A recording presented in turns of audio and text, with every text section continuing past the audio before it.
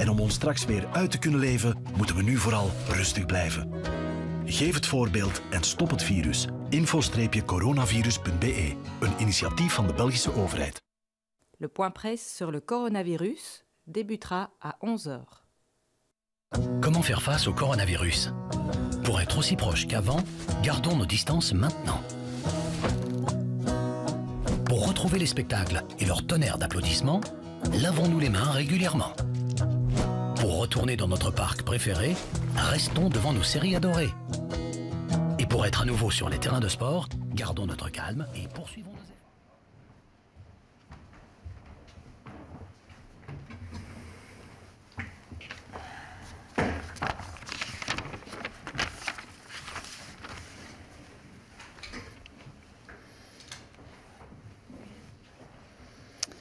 Mesdames et messieurs, bonjour. Goedemorgen iedereen. We zijn nu woensdag 6 mei. Bedankt om hier aanwezig te zijn. Bedankt om ons te volgen, om meer informatie te krijgen. En ik zal direct het woord geven aan Steven van Gucht om een stand van zaken van een pandemie te geven. Goedemorgen iedereen, bonjour tout le monde. We beginnen met u de evolutie van het aantal nieuwe opnames in het ziekenhuis te presenteren. De afgelopen 24 uur werden er 116 nieuwe patiënten opgenomen in onze ziekenhuizen. Na 3 dagen is dat weer een lichte stijging en zitten we weer boven de 100 opnames. Dit is vermoedelijk een compensatie omwille van het weekendeffect. Ik verwacht dat dit de komende dagen waarschijnlijk weer opnieuw wat gaat dalen. Op de figuur van de ziekenhuisopnames kan u de evolutie zien over de tijd van het aantal opnames. De groene balkjes die tonen het aantal opnames per dag, terwijl de donkergroene lijn die toont u de evolutie van het 7-daags gemiddelde van het aantal opnames in onze ziekenhuizen. Wanneer we trends bekijken, dan zien we dat de laatste dagen de dalende trend van de ziekenhuisopnames zich doorzet met een daling van 4 tot 7% over de voorbije 7 dagen. De volgende grafiek kan u de evolutie zien van het aantal gehospitaliseerde COVID-19-patiënten op intensieve zorgen. Momenteel liggen er 646 patiënten op intensieve zorgen. Dat is een stabilisatie in vergelijking met gisteren. Wanneer we echter kijken naar de trend over de voorbije 7 dagen, dan zien we dat die ook verder daalt met 3 tot 5% per dag. Op de volgende grafiek ziet u de evolutie van het aantal bevestigde besmettingen. Ook daar zien we een duidelijke afname van het totaal aantal mensen waarbij de infectie wordt vastgesteld. De voorbije 24 uur werden er 272 nieuwe besmettingen vastgesteld. Daarvan kwamen er 179 uit de algemene bevolking en 93 uit de woonzorgcentra. Opnieuw, dit cijfer daalt met 5 tot 15% per dag. Wanneer we kijken naar de evolutie van het aantal overlijdens, dan zien we dat dit ook duidelijk in dalende lijn zit. De voorbije 24 uur werden er 110 nieuwe overlijdens gemeld. Daarvan kwamen er 51 uit de woonzorgcentra, iets meer uit de ziekenhuizen. Ook hier zien we dat die trend duidelijk afneemt met zo'n 6 à 11% per dag. Het is echter wel belangrijk om te vermelden dat we een correctie hebben moeten uitvoeren op het totaal aantal overlijdens. Het is zo dat er 229 sterfgevallen omwille van COVID-19 in het ziekenhuis nu met terugwerkende kracht werden toegevoegd aan het totaal aantal overlijdens. Het gaat om overlijdens die hebben plaatsgevonden in de periode tussen 24 maart en 4 mei. Deze overlijdens werden niet bevestigd met een laboratoriumtest, maar een deel werd wel bevestigd door middel van een scanner, zo'n longfoto, die wijst op duidelijke infectie met het coronavirus. Dat waren 71 gevallen die bevestigd werden via een scanner. En daarboven werden er ook 157 mogelijke COVID-19-sterfgevallen toegevoegd. Dit zijn sterfgevallen die plaatsvonden in het ziekenhuis, die niet bevestigd werden met een laboratoriumtest of met een foto van de longen, maar waarbij de artsen achteraf toch sterk vermoeden dat het ook om COVID-19-gevallen ging. Dit brengt het totaal aantal overlijdens tot nu toe op 8.339. Het is ook belangrijk om te vermelden dat vanaf nu systematisch ook alle COVID-19-overlijdens in het ziekenhuis die bevestigd werden met een CT-scan of waarvan men vermoedt dat het een COVID-19-verlijden is op basis van de klinische symptomen, systematisch elke dag zullen toegevoegd worden aan de overlijdens in de ziekenhuizen.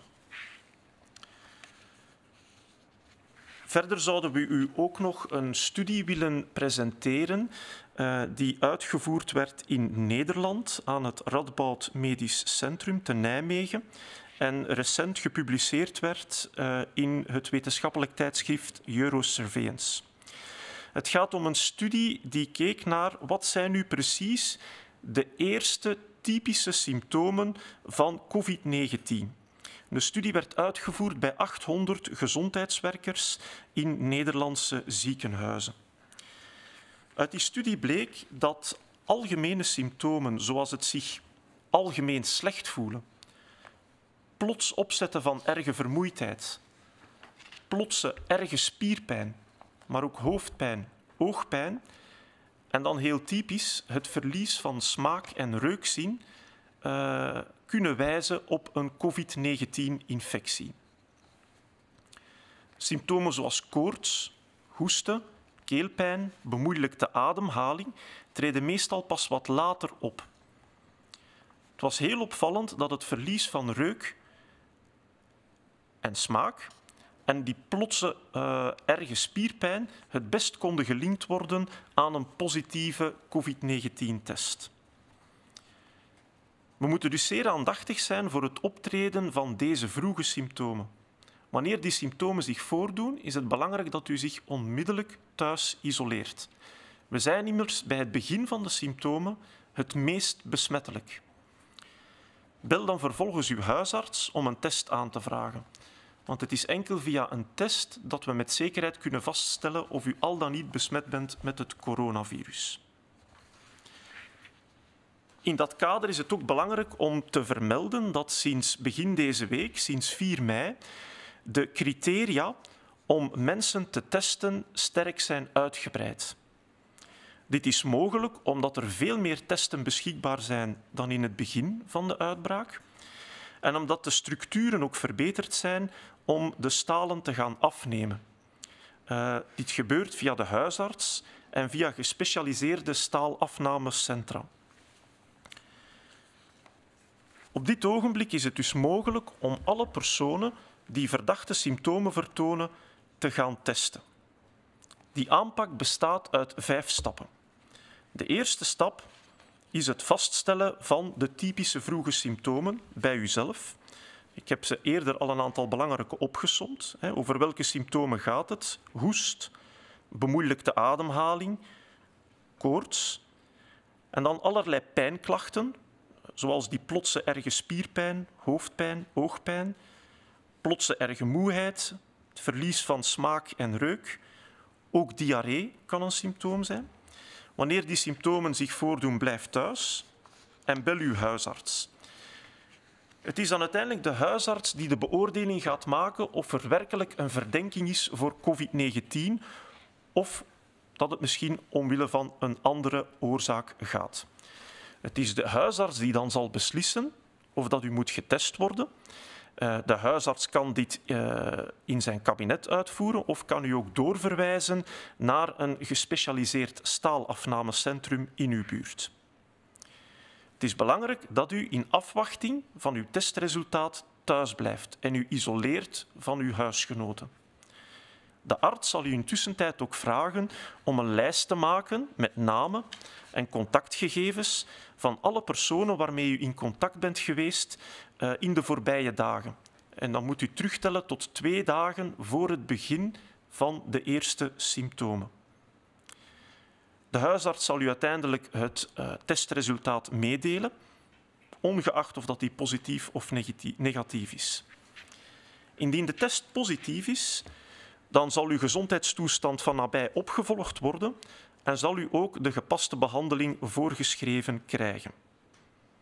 Intussen zal het contactcentrum ook al het nodige doen om uw omgeving en contacten in te lichten dat ze mogelijk zelf een risicoblootstelling hebben opgelopen. Dit zal op anonieme wijze gebeuren. Wanneer we dit vanaf nu systematisch en gedisciplineerd kunnen toepassen, dan kunnen we in de toekomst vermijden om opnieuw de maatregelen te moeten verstrengen. Dit is onze beste garantie en ons voornaamste wapen om ervoor te kunnen zorgen dat we in de komende maanden een normaler leven kunnen gaan leiden in afwachting van een vaccin. Dank u wel. Goedendag iedereen, bonjour à toutes et à tous. Quant aux hospitalisations, durant les dernières 24 heures, 116 nouveaux patients ont été admis à l'hôpital. Ce chiffre reste relativement modéré, entre 100 et 100 et quelques patients, et même s'il s'est accru de quelques patients, c'est de manière peu importante par rapport aux derniers jours. Vous voyez actuellement un graphique qui vous permet de mieux comprendre l'évolution des patients qui sont entrés à l'hôpital. Sur ce graphique, vous voyez un certain nombre de barres vertes. Ces barres vertes signifient pour chaque jour le nombre de patients admis à l'hôpital. Vous voyez une ligne vert foncé. Cette ligne vert foncé est probablement l'indicateur ici le plus important par rapport à ce graphique. Il vous donne le nombre moyen de patients, nombre sur 7 jours, admis à l'hôpital. Il vous indique clairement, comme les petites barres d'ailleurs, que nous sommes sur un trend de descente. La dernière petite barre verte que vous voyez correspond au chiffre du jour que je viens de vous annoncer. Globalement parlant, ceci correspond à une diminution de 4 à 7% par jour sur les derniers jours. Une petite explication concernant les colonnes rouges et bleues que vous voyez. Les colonnes rouges vous montraient qu'on était en augmentation. Les colonnes bleues vous montrent qu'on est en diminution. Et donc, on voudrait, dans le futur, ne plus pouvoir vous montrer que des petites colonnes bleues en dessous de ce graphique. Par ailleurs, 290 patients, donc un nombre considérable, ont pu quitter l'hôpital durant les dernières 24 heures. Actuellement, le nombre de patients qui résident à l'hôpital est de 2849. C'est 233 patients de moins. À nouveau, un graphique pour vous expliciter ceci. Ce graphique vous montrant effectivement que nous sommes sur une courbe descendante. Et c'est le cas, les petites barres bleues vous le montrent en dessous, depuis déjà un temps relativement important. 646 patients séjournent encore actuellement aux soins intensifs.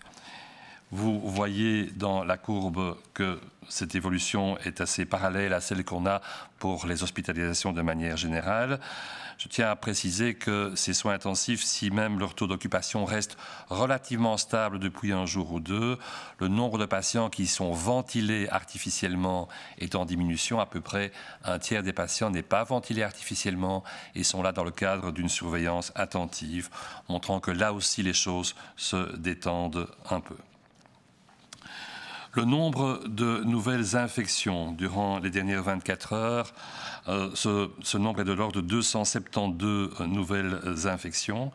Et vous voyez sur le graphique qui vous est projeté l'évolution de ce nombre d'infections. À nouveau, nous sommes, quant à la moyenne sur les 7 derniers jours, sur une pente descendante et donc dans un trend qui est un trend actuellement tout à fait favorable.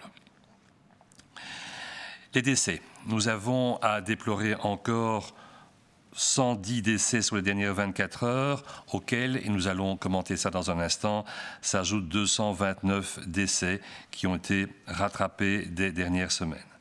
Ce nombre de décès que vous voyez projeté ici est lui aussi en descente systématique et vous avez eu le commentaire concernant la signification des barres vertes, rouges et bleues. Quand je vous disais qu'effectivement il y a eu un rattrapage d'un certain nombre de cas, de quoi s'agit-il ?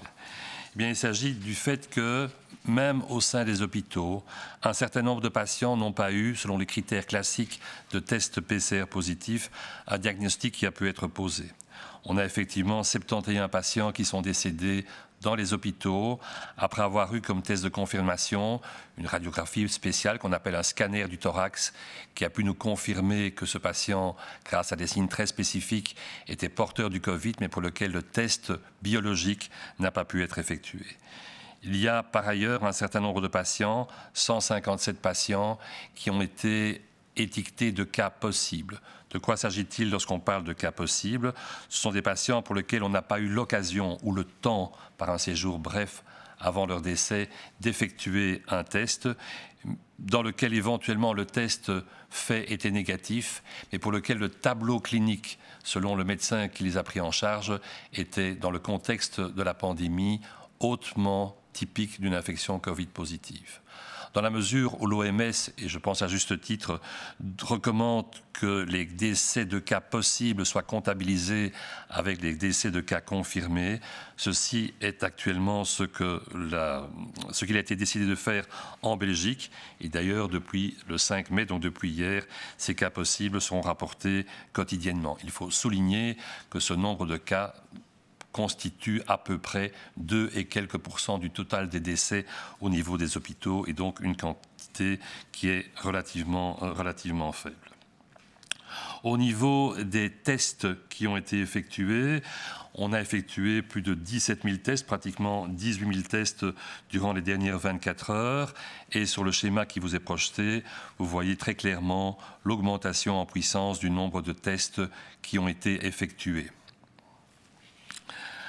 Alors, à côté de ces chiffres assez classiques que l'on vient de vous rapporter, à côté de ces schémas explicatifs vous montrant l'évolution actuellement épidémiologiquement favorable de la situation, je pense qu'il est important de discuter d'un certain nombre de points. Le premier point dont nous voudrions discuter aujourd'hui, c'est quels sont les symptômes et quels sont les symptômes précoces. C'est particulièrement important puisque, comme vous le savez, on entre maintenant dans une phase où il va falloir gérer le long terme et éviter que des foyers de contamination puissent se multiplier. On est donc très fort dans l'attente que la population, devant certains symptômes, contacte ses médecins. Alors, que peut-on appeler symptômes précoces? Il est intéressant à ce sujet de parler d'une étude qui a eu lieu aux Pays-Bas, dans différents hôpitaux, dans lequel on a suivi de manière prospective, c'est-à-dire on a demandé aux gens tous les jours de noter ce qui n'allait pas, jusqu'au jour où éventuellement ils devenaient Covid positifs.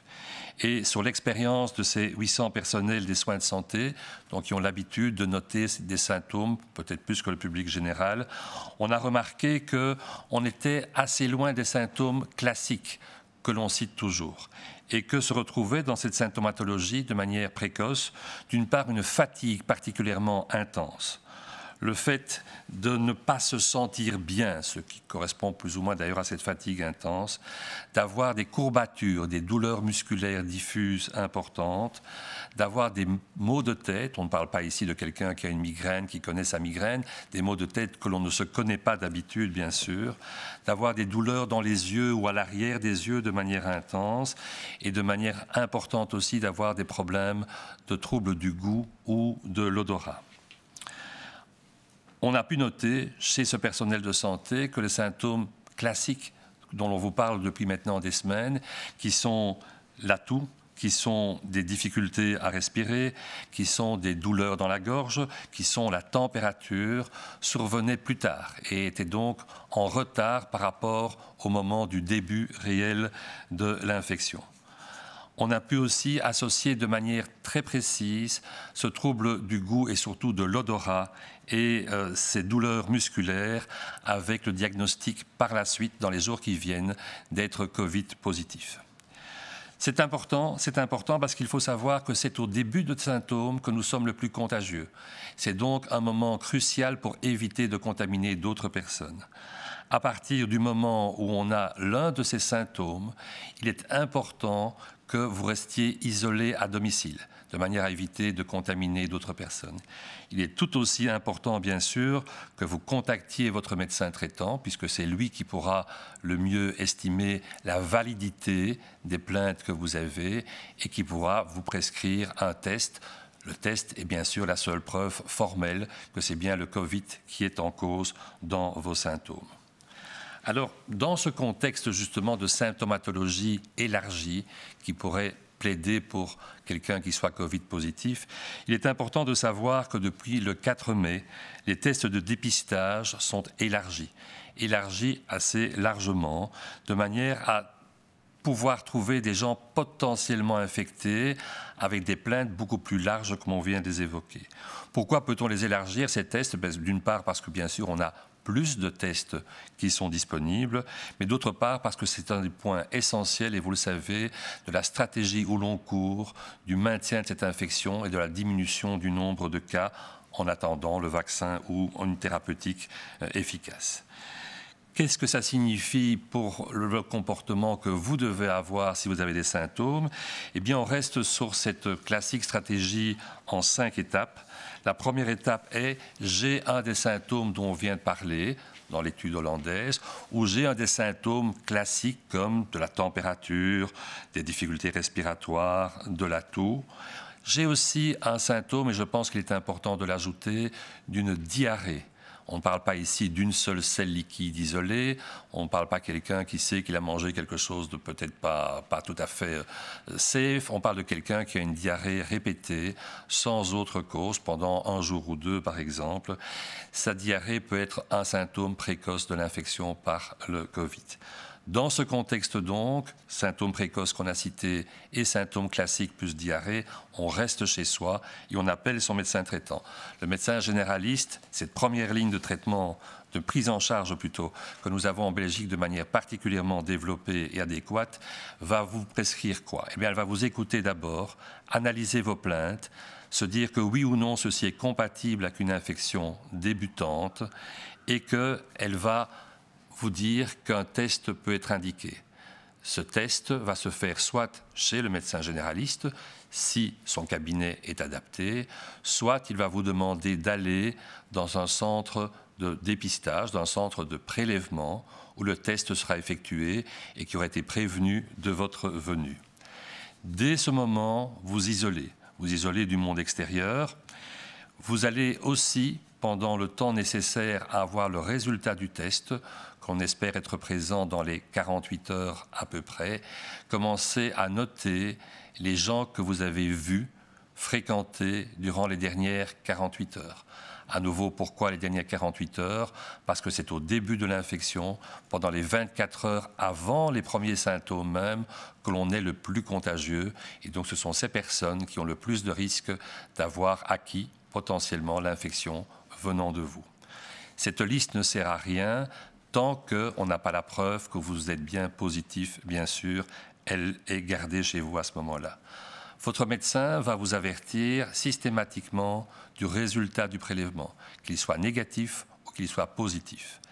Si le test est positif, on aura à ce moment-là la grande utilité des noms et des coordonnées que vous avez notés, mais on parlera de ça lors d'une prochaine conférence de presse.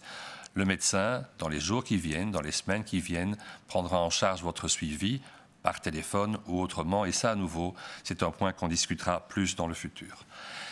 C'est finalement en appliquant ce genre de recommandations systématiquement et, je dirais, de manière le plus disciplinée possible que nous pourrons éviter dans le futur d'avoir autre chose que des petites vagues d'augmentation de cas et qu'on puisse éviter cette grande vague que nous craignons tous. Cette grande vague qui devrait mener à un resserrement des mesures de confinement, peut-être de manière plus importante que celle que nous avons connue durant les dernières semaines. Donc c'est à nouveau en fonction de la manière dont vous allez vous comporter, dont nous allons tous fonctionner ensemble, qu'on pourra essayer de passer au mieux cette nouvelle phase de la pandémie. Merci. Goedemorgen. Maandag hebben we samen een eerste voorzichtige stap gezet in de graduele afbouw van de maatregelen. Het feit dat we deze stap hebben gezet zonder grote problemen toont aan dat iedereen zijn verantwoordelijkheid opneemt. Ondernemingen en mensen hebben op een positieve manier gereageerd op deze nieuwe situatie. Ondernemingen hebben zich aangepast om op een veilige manier hun activiteiten opnieuw op te starten. Ook reizigers van het openbaar vervoer tonen burgerzin en bedekken spontaan hun neus en mond. Hierdoor beschermen we niet alleen onszelf, maar ook de anderen. Dergelijke solidariteit zal onze samenleving de komende weken en maanden weerbaar maken tegen het nog steeds aanwezige virus. De verschillende overheden nemen de nodige initiatieven om het virus onder controle te houden. We zullen hier echter enkel in slagen als we allemaal ons gedrag aanpassen aan deze nieuwe realiteit. Het virus is verzwakt, maar nog niet uitgeteld. Door de juiste automatismen aan te nemen, kunnen we de overdracht van het virus afremmen en zal de kracht afnemen. De afgelopen weken zijn we er samen in geslaagd om de curve af te vlakken.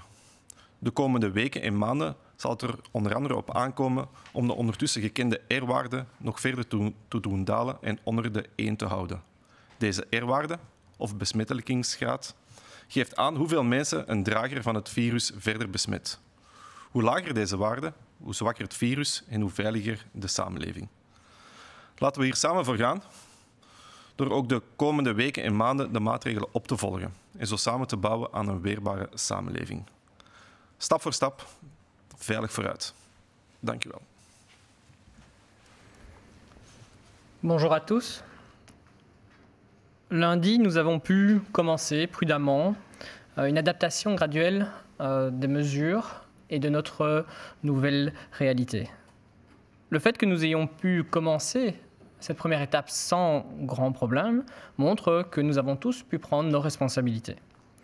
Les entreprises et la population en général ont réagi de manière positive à cette nouvelle situation. Les entreprises ont, par exemple, pu s'adapter pour pouvoir reprendre leur activité de manière la plus sécurisée possible et pour la santé de tous. On a aussi remarqué que les usagers des transports en commun ont montré un sens civique en portant ce masque ou toute alternative lorsqu'ils empruntaient les transports en commun. C'est en se protégeant de la sorte, et nous le savons, que nous pouvons nous protéger, mais également protéger les autres. Une telle solidarité rendra bien sûr notre société, dans les prochaines semaines, dans les prochains mois, plus résistante contre ce virus qui est toujours présent dans notre pays. Les différentes autorités ont pris différentes initiatives pour maintenir un certain contrôle sur ce virus. Mais nous ne pourrons réussir que si nous adaptons tous nos comportements à cette nouvelle réalité. Le virus est affaibli, certes, mais il n'est pas vaincu. En adoptant les bons automatismes, nous allons pouvoir freiner encore et toujours la circulation de ce virus et diminuer sa force. Les semaines passées, nous avons tous réussi un premier objectif qui était d'aplanir cette courbe. Dans les prochaines semaines et les prochains mois, nous devrons davantage nous concentrer sur cette valeur R qu'il va falloir faire chuter. Cette valeur R, c'est-à-dire le taux de transmission du virus. Il faut le maintenir en dessous de 1. Cette valeur indique en effet le nombre de personnes qu'un porteur de virus peut contaminer. Au plus bas, cette valeur R se trouve, au plus faible est le virus, et au plus sécurisé sera notre société. Et donc, faisons cela ensemble, atteignons maintenant ensemble ce nouvel objectif. Comment ? Mais vous le savez, c'est en adoptant de manière systématique les mesures de prévention de santé publique que vous connaissez, car c'est uniquement de cette façon-là qu'ensemble, nous allons pouvoir construire cette société résiliente. Alors, allons-y, étape par étape, avançons vers cette nouvelle réalité sécurisée. Et nous le savons qu'ensemble, nous pouvons le faire. Merci. On va prendre directement quelques questions qui nous sont parvenues de journalistes. Les décès sont plus nombreux à l'hôpital qu'en maison de repos depuis quelques jours. Comment l'expliquer ? Alors le nombre de décès à l'hôpital est un peu plus nombreux que ceux dans les maisons de repos depuis quelques jours effectivement. Je pense qu'il est clairement lié au fait que l'épidémie au sein des maisons de repos, qui était pratiquement une épidémie au sein de l'épidémie, s'est atténuée depuis les dernières jours, dernières semaines, si on peut dire. Elle s'est atténuée et le testing systématique qui s'est fait maintenant dans les maisons de repos, tant chez le personnel que chez les résidents, a permis de mieux isoler les résidents qui étaient porteurs du virus, éventuellement infectés, le personnel qui lui-même aussi était éventuellement porteur du virus, et permettant ainsi de diminuer très nettement la transmission au sein des maisons de repos et le nombre de nouveaux cas au sein des maisons de repos, et donc cette mortalité importante à un moment au sein des maisons de repos. Au niveau des hôpitaux, on retrouve le soin classique de la population générale, qui est plus importante que celle des maisons de repos, et donc inévitablement, on va y retrouver là une mortalité qui va être du même ordre de grandeur ou peut-être un peu plus importante, et peut-être au fur et à mesure d'ailleurs un peu plus importante que celle des maisons de repos, puisqu'elle reflète l'entièreté de la population et pas un segment de la population que sont les maisons de repos. zijn sinds een paar dagen meer overlijdens in ziekenhuizen dan in woonzorgcentra. Hoe verklaart u dat? Wel, dat heeft vooral te maken met het feit dat de situatie in woonzorgcentra fel aan het verbeteren is. We zien dat zowel de overlijdens in de ziekenhuizen als in de woonzorgcentra afnemen. In de ziekenhuizen neemt het wat trager af. In de woonzorgcentra neemt het sterk af. Rond 12 april rapporteerden we meer dan 200 overlijdens in woonzorgcentra alleen. Vandaag zijn dat er maar 51. In de ziekenhuizen is het aantal overlijdens ook afgenomen, maar veel geleidelijker en trager. En dat verklaart waarom nu die verhouding weer wat veranderd is, waarbij de meeste overlijdens terug plaatsvinden in het ziekenhuis en niet in de woonzorgcentra. Er zijn veel geruchten over de komst van een tweede golf. Hoe schat u die kans in en wanneer weten we daarover meer? Wel, het is heel moeilijk om die kans in te schatten. Het is inderdaad mogelijk dat het aantal besmettingen en het aantal hospitalisaties terug kan beginnen stijgen wanneer we maatregelen te snel of te onvoorzichtig loslaten of wanneer we de regels onvoldoende opvolgen. Een toename van de cijfers kunnen we al zien na een tweetal weken.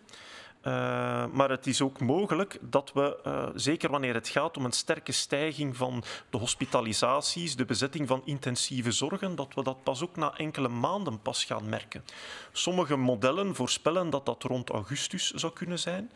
Maar dat zou ook later kunnen zijn, in het najaar of in de winter, wanneer de weersomstandigheden weer wat ongunstiger worden. Het is zeer moeilijk te voorspellen. Ik denk dat heel veel afhangt van de mate waarin we ons gedrag gaan blijven aanpassen. En het succes ook van de strategie van de contactonderzoeken die we binnenkort gaan beginnen. Wanneer dit goed werkt en wanneer we dat gedisciplineerd kunnen toepassen, is het ook mogelijk dat die tweede golf niet gaat komen. Maar het is zeer moeilijk te voorspellen momenteel. De cijfers gaan het uitwijzen in de komende weken en maanden.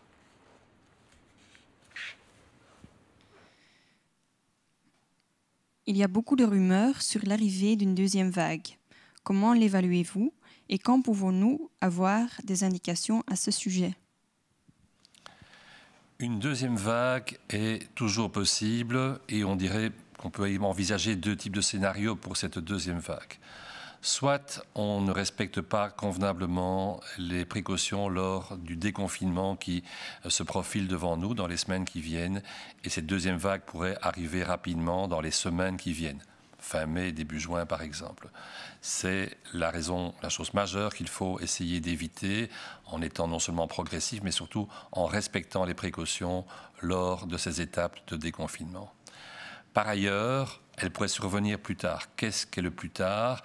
Une des possibilités, c'est bien sûr qu'elles surviennent après les vacances de juillet-août, par exemple au mois d'août ou à la fin du mois d'août, si à nouveau les mélanges de population et les précautions lors de ces vacances ne sont pas suffisamment bien observés.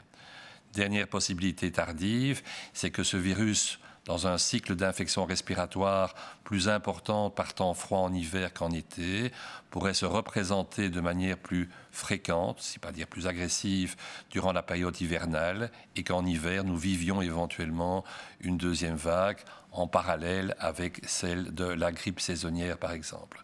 Là, à nouveau, ce sont à la fois l'observance des mesures de précaution actuellement demandées, mais aussi le fait que les citoyens feront appel à leur médecin lorsqu'ils présentent les symptômes dont nous avons discuté il y a quelques minutes, qui permettront de contenir cette possibilité et, si possible, de faire de cette vague simplement une vaguelette ou plusieurs petites vaguelettes. Le nombre de nouvelles infections et d'hospitalisations semble se stabiliser. La situation évolue-t-elle de manière semblable dans toutes les provinces ou certains chiffres sont-ils plus inquiétants? Globalement, la situation actuellement est similaire dans les différentes provinces. On constate que cette diminution est globale, diffuse au niveau du territoire et donc on n'a pas actuellement de crainte particulière ou de soucis particuliers avec une région spécifique ou une partie, une province au niveau de notre pays.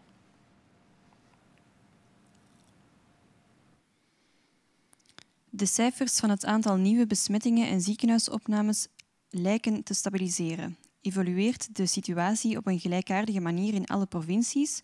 Of zijn er provincies waar de cijfers verontrustender zijn dan in andere? We kunnen algemeen stellen dat de cijfers inderdaad op een gelijkaardige manier evolueren in de verschillende delen van het land. In het begin van de uitbraak was het duidelijk dat Zuidoost-Limburg en ook bepaalde delen van Henegouwen zwaarder werden getroffen dan andere gebieden in België. Maar het is niet zo dat er achteraf dan verschuivingen zijn opgetreden waarbij andere provincies plots